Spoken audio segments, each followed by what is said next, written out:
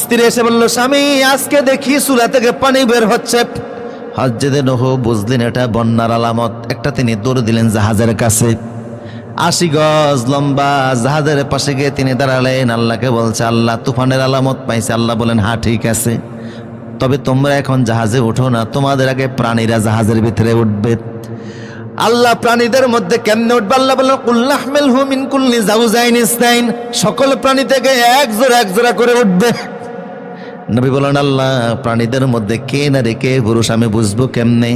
আল্লাহ বলেন, তোমার হাত লম্বা করে দাঁড়িয়ে থাকো, যারা পুরুষ তারা তোমার ডান দিক দিয়ে উঠবে, যারা নারী তারা তোমার বাম দিক দিয়ে উঠবে। নবী হাত লম্বা করে দাঁড়িয়ে আছে।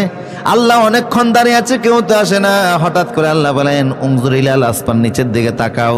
নবী নিচের দিকে তাকিয়ে দেখে, আউয়ালু দাখালাতিন নামলাতু ফিস সাফিনা, জাহাজের সর্বপ্রথম উঠার জন্য আসছে পিঁপড়া। কে আসছে? বুঝা গেল নূহ নবীর জাহাজে প্রথম উঠছে কে? সবাই বলেন না।